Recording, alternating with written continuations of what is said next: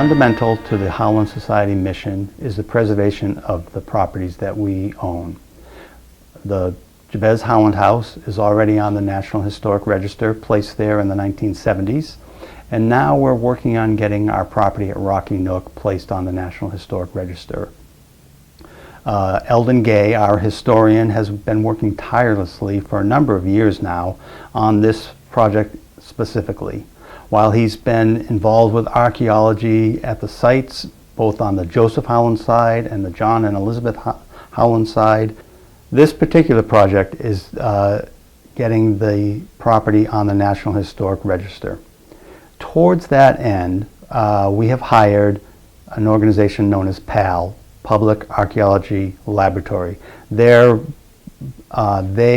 produce reports that are then submitted to the Massachusetts Historical Commission, who will read the report and decide whether we can proceed with our application. The application for getting a property on the National Historic Register is long and involved, as you can imagine. We work through the state of Massachusetts to get to the national recognition. The PAL report, for a cost of around $4,000, is 128 pages long and focuses primarily on the archaeology aspect of the report. Is there evidence at this site that this is a historically significant property? The resounding answer to that question, of course, was yes. There is numerous artifacts recovered from both the Joseph side and the John and Elizabeth side, indicating that they lived on these sites and they lived their lives on these sites. The next phase of this project is focusing on the history aspect of John and Elizabeth's family and their impact on our national story.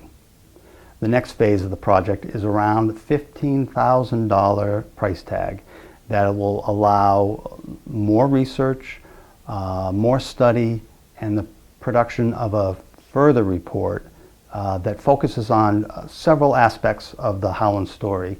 There are various criteria that must be met in order to be listed on the National Historic Register. And we fit a number of those criteria. First is the age of exploration. Clearly, we are in that criteria.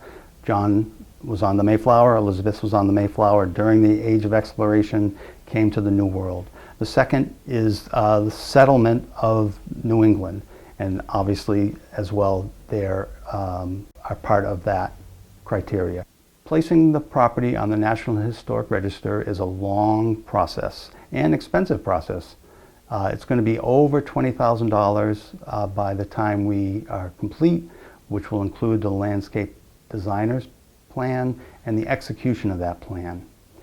It is our hope that the Society can support this project in any way that they can. You are welcome to donate, and we are grateful for donations to the Society. You can go to our website, donate directly there, or you can send a check directly to the Pilgrim John Howland Society address. As always, we are grateful for our members' support. I'm excited to be part of this project, and I'm going to be looking at the landscape of the site, what the existing vegetation is, what are the conditions, and what is the historical uses of the property have been, and from there to develop a plan to restore the agrarian look of the property and take advantage of its natural features. One of the features of the site is a spring, which I'm sure figured a lot into the history of the site, and is currently overgrown. There's an area of invasive species around it, and we'll be looking at ways to control that and to bring the vegetation back to more grasslands, open field. We will be looking to modestly remove the invasive species from the site and to allow any remnant or existing vegetation to come back, which could contain several both native species and species that were introduced in the colonial times, and remain there dormant or struggling under the canopy of the invasive species and tree canopy. And that will bring us to the goal of accomplishing a more open and more agrarian feel to the historic site.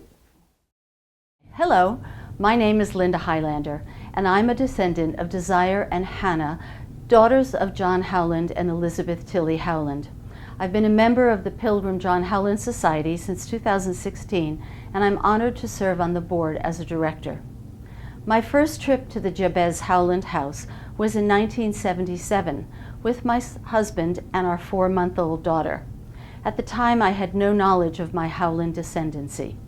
When I made that discovery, honestly, I was gobsmacked.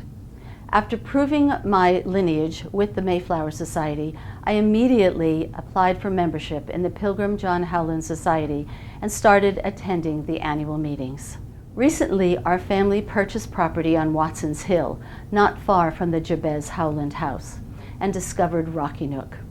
The ability to walk where my ancestors walked, to stand in front of the hearth where Elizabeth prepared meals for her family, to step across the threshold where they entered and exited their home, and to imagine the farm that they created in the wilderness of Rocky Nook is an experience I would wish for all their descendants and anyone else who is interested in the Pilgrim story. We have taken our children and grandchildren to these cherished places, and they know and understand the importance to our family. The Tilly Howland story is a part of America's story and might be part of yours. Inclusion of Rocky Nook property on the National Register of Historic Places would preserve it for all future generations. I encourage you to visit these iconic places and reflect on times past. Come to Plymouth and Rocky Nook and experience history for yourself.